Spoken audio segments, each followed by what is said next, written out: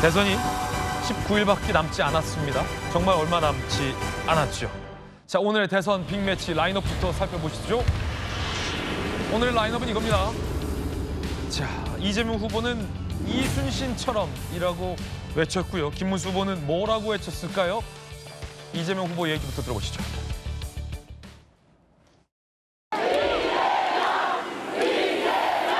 저는 이순신이라는 이분을 사실은 존경한다는 걸 넘어서서 경외합니다. 그리고 그분의 인생 중에서 마지막 전투에서 굳이 패주하는 적선을 쫓아가면서 그렇게 극렬하게 전투를 이어가다가 굳이 왜 그 위험을 감수하고 사망하셨을까? 그 생각을 해요. 아무도 모르죠. 그런데 제 입장에서 현대적으로 해석을 해보면 죽으려고 일부러 그러신 게 아닐까. 매우 유능한 장수였는데 그 도중에 죽을 뻔했잖아요. 모함을 당해서. 승전하고 난 다음에 자신의 운명이 생각나서 그러지 않았을까라는 게 제 생각이에요. 나라도 지금도 그러면 안 된다는 겁니다. 정치라고 하는 게 그림자도 있고 양지도 있는 거 아닌가요? 세상이 왼쪽 날개도 있고 오른쪽 날개도 있어야 나는 거지. 그리고 그 속에서 타협하고 조정해야지. 민주당, 야당 다 없애버리겠다. 이재명 없애버리겠다. 이러면 이게 정치가 되겠습니까? 자, 이순신처럼을 외쳤습니다. 일단 이순신처럼부터 얘기 들었습니다. 왜 이순신을 언급했을까가 궁금했는데 이순신과 이재명 후보의 어떤 연결고리를 이재명 후보는 여기서 방금 들으신 것처럼 찾았군요. 일부러 죽으려고 그랬다. 모함을 당했다. 어떤 이 암살의 혹은 모함의 죽음의 위협 이런 것들을 얘기하면서 이순신 이 장군과 이재명 후보 본인을 이제 등가 비슷하게 좀 연결고리 찾은 것 같은데 자, 또 역사 전공하신 우리 안영환 의원님께서 어떻게 보십니까? 일단 본인은 이순신 장군은 뭐 우리 어렸을 때 배웠던 성웅이죠. 나라를 구한. 제가 묘하게 어제 인근 서점에서 이순신 관련 영자책을 하나 사서 읽다가 나왔는데 오늘 주제가 이렇게 됐네요. 뭐 이순신 장군 하면은 일본의 최고의 명장인 도고라는 그러니까 발틱 함대를 무너뜨린 러일 전쟁 때 그 장군이 나를 이순신 장군과 비교하지 말아라. 그건 난 비교의 대상이 안 된다. 일본 최고의 명장이 그런 이야기를 했습니다. 일본 명장조차도 그렇죠. 치켜 세웠던. 그다음에 세계 해군사를 연구한 영국의 해군 제독도 넬슨에 비견될 정도라고 하지만은 이순신 장군 23전 23승을 한 세계 전쟁 역사상 유일무이한 전공을 세우신 분입니다. 그런 영웅과 비교하는 것 자체가 저는 좀 솔직히 좀 그렇다는 생각이 들고요. 그런데 방금 표현 중에 이순신 장군님한테 어떻게 죽으려고 하는 표현을 씁니까? 그 표현이 굉장히 전 아니었어요. 저건 아니었다는 생각이 들고요. 그리고 이제 본인이 이순신 장군과 연계하는 것은 이제 모함을 받았다. 네네. 그래서 죽을 뻔했다. 이제 이 측면인데, 자, 대한민국의 사법 시스템 하에서 대법원에서 유죄 취지의 판결을 내린 것을 모함을 받았다고 할 수 있을까요? 유죄 취지의 판결을 내린 것을 얻기 위해서 지금 온갖 무리수를 두고 있는 거 아니겠습니까? 이순신 장군은 모함을 당해서 묵묵히 당했습니다. 그러나 이순신 장군의 필요성을 느낀 신하들의 조언에서 선조가 할 수 없이 손을 놓을 수밖에 없었던 것이죠. 그리고 이순신 장군은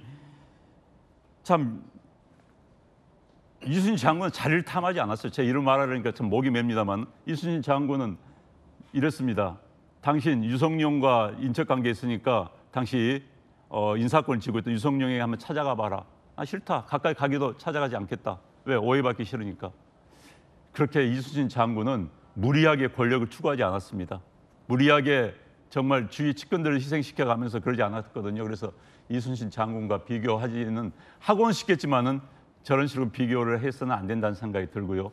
마지막으로 방금 이재명 후보가 왼쪽 날개도 있고 오른쪽 날개도 있어야 나라야 된다는 말, 대통령이 된다면 그걸 꼭 명심해 주기 바랍니다. 네. 이제 본인을 없애기 위해서 왼쪽 날개를 붕괴시킨다라는 표현을 한 것 같지만은 혹여 대통령이 된다면은 역사는 왼쪽과 오른쪽 두 개의 날개를 같이 져야만이 또 독수리는 날 수 있습니다. 수레바퀴도 왼쪽과 오른쪽 바퀴가 같이 써야만이 갈 수가 있습니다. 그런데 이제 아마도 저는 제일 두려운 게 자, 내란 청산의 이름하에 온갖 특검을 만들어서 우파를 붕괴시키려고 하는 그런 음모가 나오지 않을까 상당히 우려가 되는 그런 순간입니다.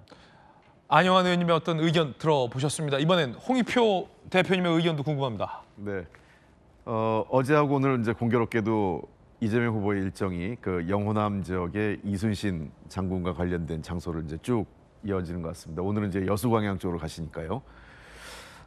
저는 이렇게 생각합니다. 이순신 장군과 본인을 동일시한 게 아니에요. 경애란 말을 썼지 않습니까? 경애란 말은 존경, 또 심지어 그 존경을 넘어서서 약간 그 두려움의 대상까지 가는. 그러니까 그만큼 그것은 그 우리가 보통 그 하느님이나 신에게 경외감을 갖는다 이런 얘기를 보통 많이 하잖아요. 그러니까 내가 이순신하고 같은 존재다 이런 얘기를 하는 건 아니에요.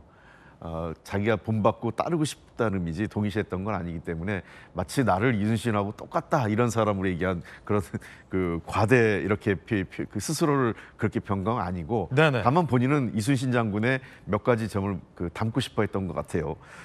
죽으려고 했다 이게 표현이 그런데 죽으려고 했다라는 것은 이순신 장군이 죽음을 각오하고 한 거죠. 그러니까 본인 역시 지금까지 정치 역정 또 자기가 대통령 되려고 하는 그 핵심은 어떤 개인적인 영달이나 이런 것보다는 공인으로서 공적 마인드를 갖고 대한민국이라는 나라를 어떻게 이끌어갈 것인가는 뭐 죽음을 각오한다. 현실 정치에서 전쟁터가 아닌 이상 죽음을 각오한다고 얘기할 수는 없는 거 아니겠습니까? 거기에 핵심은 나 개인의 영달이 아니라 대한민국과 국민을 위해서 내가 뭘 할 건가는 공익적 마인드를 강조하기 위한 것이 아니었을까 생각하고요. 저는 한 3가지 포인트가 있다고 생각을 합니다. 이재명 후보가 첫째는 정치보복하지 않겠다. 그리고 나가서 통합하겠다. 그리고 더 나가서 위기를 극복하는 리더십을 보여주겠다. 이 3가지가 어제 그 연설의 핵심이라고 좀 봅니다. 네. 이재명 후보는 사실 성남시장부터 특히 민주당 대표 시절까지 끊임없이 정치적인 어떤 그 위협이 있었어요. 뭐 그것이 뭐 사법에 의해서 본인이 잘못을 한 거 아니냐 이런 지적이 있을 수 있겠지만 어떤 정치인 한 명을 그 200회 그 100회가 넘게 압수수색하고 영장을 치고 이런 정도로 별건의 별건 수사를 반복적으로 한 사람이 거의 없습니다. 저는 홍준표 시장이 그 했던 얘기를 좀 들려주고 싶은 게요. 과거에 정치인에 대한 수사는 6개월 정도 이내에 짧게 해서 그 기소할 거 기소하고 하지 않을 걸 정리해서 일괄 처리했었는데 이번은 윤석열 정부는 집권 3년 내내 이재명 대표에 대한 수사 기소만 반복했던 겁니다. 그런 측면에서 저는 이재명 대표는 본인은 그런 시련을 겪었지만 자신이 시련을 겪었다고 해서 똑같은 형태로 국민의힘이나 또는 그 상대당에게 정치보복을 하지 않겠다라는 걸 분명히 했고요. 두 번째는 그래서 통합이 중요하다.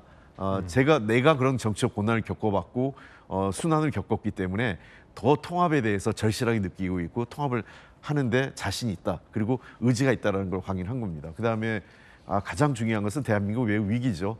아까도 말씀하셨지만 경제 성장률 0.8% 전망되고 있을 만큼 IMF보다 더 어렵다. 코로나 때보다 더 어렵다고 하거든요. 이순신 장군이 외적의 침으로부터 나라를 구했다면 이재명 후보 입장은 본인이 대통령이 돼서 무너진 민생 경제 그리고 대한민국의 민주주의를 회복하는데 자신이 최선의 노력을 다하겠다 이런 다짐의 연설 아니었나 이렇게 생각을 합니다. 예. 자, 대선 빅매치 첫 번째 매치업은 이순신처럼 우리 두 분의 이순신처럼이라는 이재명 후보의 발언에 대한 두 분의 다른 해석이 참 흥미롭습니다. 자, 이번엔 김문수 후보는 뭐라고 얘기를 했을까요? 함께 보시죠. 대선 빅매치 매치업 라인입니다. 이순신처럼 이번엔 뭘까요? 어사 김문수가 나왔습니다. 마패를 차고 있는 모습도 보이는군요. 들어보시죠. 마패를 목에 걸어주시겠습니다. 이 마패로 이재명을 잡아 세상을 바로잡아달라는 진주 시민과 국민들의 염원이 되겠습니다. 요즘에 생활이 좀 어려우시죠?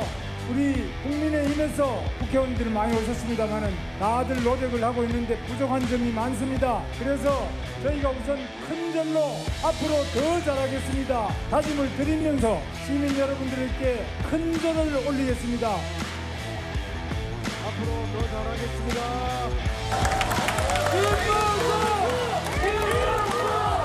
우리 대한민국을 꿋꿋하게 지켜오는 위대한 진주 정신, 나라를 위해서 몸을 다 바치는 경계 정신, 호국 정신, 그리고 나라를 사랑하는 정신, 교육하는 정신, 과학하는 정신, 경제하고 민생을 챙기는 정신, 이런 정신을 듬뿍 받아서 대한민국을 더욱 위대하게 만들겠습니다. 자, 이번에는 어사 김문수라는 얘기가 나왔습니다. 앞서서는 이제 이순신, 이번엔 이 어사 박문수의 패러디 김문수까지 나왔는데, 자, 이번에 성춘 부의장님 의견부터 좀 들을게요. 어떻게 보세요? 일단 절하시는 모습을 보니까 이게 선거 전략 중에 읍소 전략 중 하나죠. 선거 때 그렇게 절들을 하세요. 그러니까 사죄의 절을 하는 건데, 제 기억에 선거 때 절한 분들 이기는 거 본 적 없습니다. 그러니까 절을 했다는 것 자체가 본인들 이번 선거 과정에서 본인들의 과오가 엄청 컸다는 걸 인정하는 거거든요. 국민들께서 분노한 걸 알고 계시는 거거든요. 그렇기 때문에 그런 거에 대해서 물론 읍소하고 사죄하고 사과하는 것부터가 어떻게 보면 잘못을 저지른 진영의 선거의 시작일 수는 있습니다. 그렇기 때문에 의미는 있습니다만 저렇게 뭔가 사죄로 시작했다는 것 자체가 이번 선거가 왜 치러지는지를 국민들께 다시 한번 인식시켜 드리는, 결국 윤석열 전 대통령의 위헌 위법적인 비상계엄 때문에 이런 수천억을 들여가면서 지금 선거를 치고 있는 거 아니겠습니까? 일단 그래서 그 부분을 지적하고 싶고, 지금 뭐 어사, 뭐 마패 뭐 이런 것들을 얘기하고 계신데, 지금 보수 진영 국민의힘의 대선 후보가 이야기해야 되는 것은 결국 또 안티테제거든요. 결국 이재명 후보 잡으러 가겠다, 이런 메시지를 보수 진영에서 듣고 싶어 하지 않으세요? 그러니까 제 주변에도 보수 지지하는 분들 많은데, 그런 분들 이야기를 들어보면 그런 분들 자존심이 엄청 셉니다. 대한민국의 보수 지지층은 엄청 큰 자존심을 갖고 있는데, 자부심과 자존심. 근데 그게 다 무너져버린 상태거든요. 그거에 대해서 어떻게 회복시켜 줄 것인가? 왜 보수가 이렇게 무너졌는가? 왜 보수가 이렇게 자존심을 구기게 됐는가? 이거에 대한 설명과 해법을 듣고 싶은데, 계속해서 이재명 잡으러 가겠다, 이재명이 나쁜 놈이다, 이런 식으로만 얘기해서는 보수 분들이 듣고 싶은 얘기가 아니에요. 그래서 지금 제 주변에도 보수 지지자들 얘기를 들어보면 네. 그분들이 김문수 후보 솔직히 부끄러워서 못 찍겠다, 이런 얘기 많이 합니다. 마패로 안 된다? 그렇죠. 마패 이런 것들로 뭐 누굴 잡으러 가겠다가 아니라 어떻게 재건할지에 대한 메시지를 던져줘야 되는데, 전 국민의힘 경선 과정에서도 그 얘기했었거든요. 전부 다 이재명 내가 이길 수 있다, 이재명이 이길 수 있다. 아니, 국민의힘 후보라면은, 보수 진영의 후보라면은 보수를 어떻게 재건하겠다는 메시지를 먼저 던져야지 왜 이재명 안티테제만 하느냐. 전 그때부터 지적했는데, 여전히 지금 메시지가 안 바뀌고 어사, 마패, 뭐 이재명 후보 잡으러 가겠다, 이런 메시지로는 절대 지금 지지를 못 뒤집을 겁니다. 근데 할 수 있는 이야기가 저거밖에 없다라는 뭐 현실적인 문제도 있을 것 같은데, 조금 더 고민을 해보셔야 되지 않을까, 저는 그렇게 조언드리고 싶습니다. 예.